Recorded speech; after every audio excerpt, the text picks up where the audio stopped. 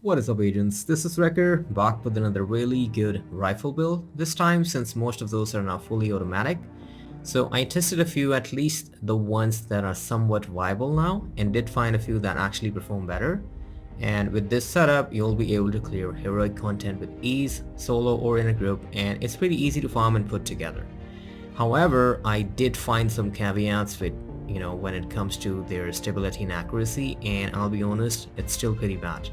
But that's something I'll explain later in the video, but let's jump into the breakdown and see what we're running. Okay, so starting off with the weapons, I'm running two rifles back to back because I wanted to test them out both actually because of their different RPMs and max size and also the talents. So that's why I'm running that, but you of course don't have to. For the primary, I'm running the lightweight M4. It's now fully automatic, of course, and finally worth using.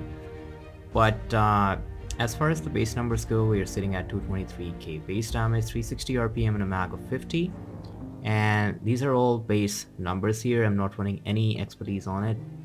And for the third attribute, as usual, damage chunks self cover. Now for the talent I'm running on this one is Boomerang. Really good talent for a rifle, especially on a crit build. You're getting plus 40% additional damage if you hit a bullet with a crit and it turns to the mag. So really good if you want to run this talent on a rifle especially. Now I want to talk about the mods actually here because I am running like one 30% stability mod here on the wrong rail, and the reason being is because in my personal testing I have tested a few other rifles like the MDR and the CQB as well. They're pretty stable, but on these ones you're gonna have to at least run stability or accuracy mod if you want to, if you want these weapons to perform better. Because honestly, if you are not running any weapon handling on your build or any stability accuracy in the attachments, I don't think these weapons are still worth it, even though they just got a buff in the new update with the new fully auto mechanic. I don't think they're worth it because you simply should just use an AR unless you get them to shoot accurately. So that's just my opinion, but you can let me know what you guys think about it. But honestly, any rifles that I've tested so far, I think only the CQB is more stable without any attachments. But that's totally up to you. But this one I made towards most of the heroic content, so that's why I'm not using the CQB. But yeah, that's why I'm running these specific mods here. So the second one that I'm running is the named rifle, the artistic tools. It comes with a named talent, perfect rifleman. So if you hit 6 shots, it maxes up to max stack of 6. You're getting plus 11% weapon damage per stack, and it's pretty good as well. It hits hard as far as my testing goes, and it's the same thing for this one as well, although I'm not running any stability mods in this one because it already comes with one less mod. So you see here only 3 mods for the attachments. So again, totally up to you, but you're gonna have to need some weapon handling or stability on your weapons to run them fully efficiently. But yeah, these are the two weapons I'm running. They're pretty good actually as far as the gameplay goes with this build, as you will see in the gameplay as well. Okay, so for the build, this is the full thing everyone. We are basically running 4-piece aces and 8s, and the reason being because they actually added plus 15% rifle damage in there for the 2-piece bonus. So that's what makes it more viable for the rifles, and this is actually pretty good. If you see the 4-piece talents in there, basically what this is telling you is that you're gonna get plus 30% amplified damage on full stacks. So what happens is every time you shoot a shot, you just have to hit your target. You don't need any headshots or anything. Just hit your target like 5 times and it's gonna give you 30%.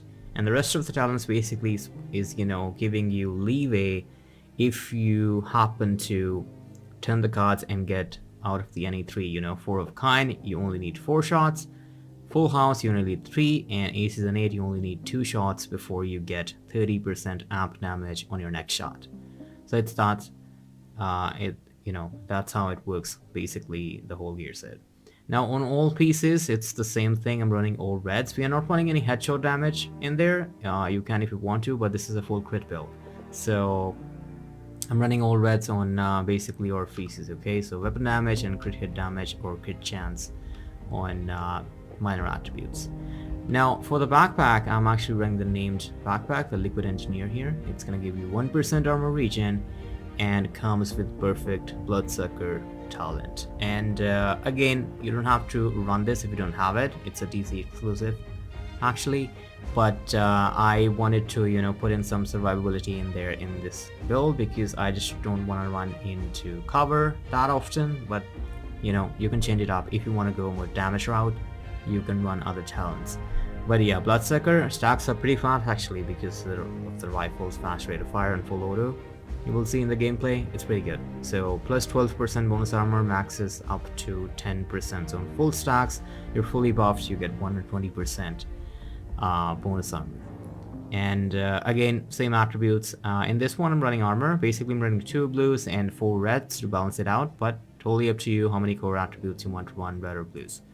But yeah, all reds on the minor, crit chance numbers, and yeah, that's what we're running on the backpack. Now lastly, for the chest piece, we are running the Palisade chest here to get, of course, another 10% armor on kill, just to gain even more survivability, because this is not, you know, mostly a cover based build that I have built here. I just use the shield and keep running around like you would with an AR build, so that's why I have put in Palisade in there for a little bit of armor on kill there. But yeah, again, totally up to you if you want to change that up and use some other, maybe Cheska or Walker and Harris for more damage. Totally up to you. Same attributes, all reds in the minor and in armor core. And for the talent, we're running Obliterate. My go-to talent still, even if it got a nerf, but totally up to you if you want to choose something else. But yeah, that's pretty much it. And skills, totally up to you. I'm running a shield and a turret. That's my go-to you know, skills to run mostly. But let me show you the stats real quick and see what numbers we're running. Okay, as you can see here on our lightweight M4, we're running Boomerang, and as far as the base numbers go, 223k as a base damage, 50% critical hit chance, 134 crit damage, 125 headshot, and he has the 10% damage to target side of cover. If I switch over to my other rifle here, it's basically the same thing, a tiny bit of a more base damage, but same crit numbers, 50% crit chance, 134 crit damage, and same headshot damage percentage here. Of course, not to forget the damage to target side of cover, 10% on the rifle.